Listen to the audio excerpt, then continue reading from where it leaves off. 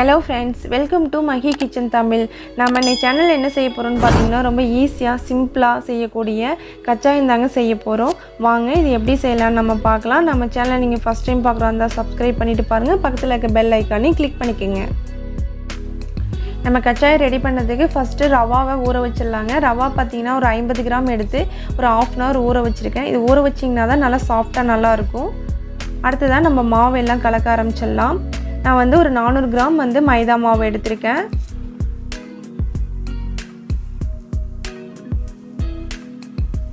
மைதா மாவு கூட நம்ம 1/2 மணி நேரம் ஊற வச்ச ரவாவை இது கூட சேர்த்துக்குங்க.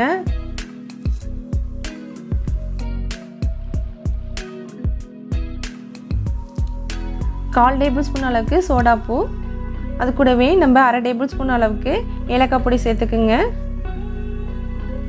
ஒரு வாழைப்பழம், அடுத்ததாக நம்ம சுகர் சேர்த்துக்கலாங்க. சுகரோட அளவு பார்த்தீங்கன்னா நான் ஒரு 250 கிராம் சேர்த்துருக்கேன். உங்களுக்கு இன்னும் கொஞ்சம் நல்லா இனிப்பாக வேணும் அப்படின்னு நினச்சிங்கன்னா இன்னும் கொஞ்சம் கூட நீங்கள் ஒரு 100 கிராம் எக்ஸ்ட்ரா சேர்த்துக்கலாம், நல்லா தான் இருக்கும். இப்போ தண்ணி கலந்து நம்ம நல்லா பிசைஞ்சு எடுத்துக்கலாம். கொஞ்சம் கூட கட்டி இல்லாமல் நல்லா பிசைஞ்சு எடுத்துக்குங்க.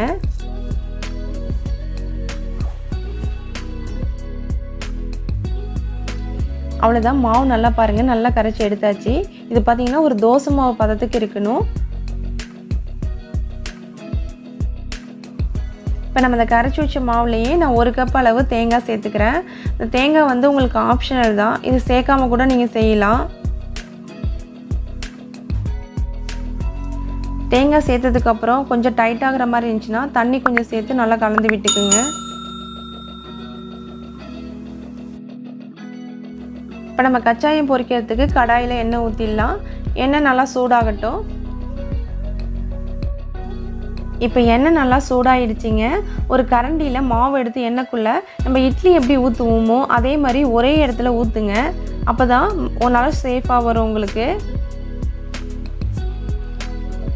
இந்த மாவு ஊற்றுனதும் பார்த்தீங்கன்னா மேலே வந்துடுச்சுன்னா விட்டுருங்க. அப்படி இல்லைன்னா வரலைன்னா கரண்டியால் லைட்டாக அப்படி மூவ் பண்ணிங்க அப்படின்னா அது மேலே வந்துடும். இப்போ பாருங்கள் நல்லா உப்பி வருது.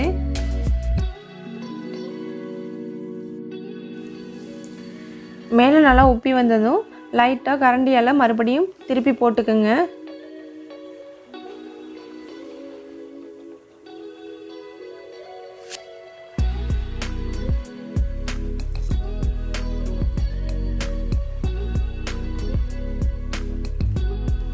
இந்த ஸ்வீட் பார்த்திங்கன்னா ரவா மைதா பழம் இருந்தால் போதுங்க, சீக்கிரமாக நம்ம செஞ்சு கொடுத்துடலாம். குழந்தைங்க ரொம்ப விரும்பி சாப்பிடுவாங்க.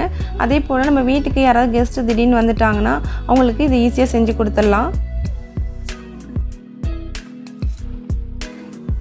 ஃபயரை மீடியமாகவே வச்சுக்கோங்க, அப்போ தான் நல்லா உள்ளே இருக்கிறதுலாம் நல்லா வெந்து வரும்.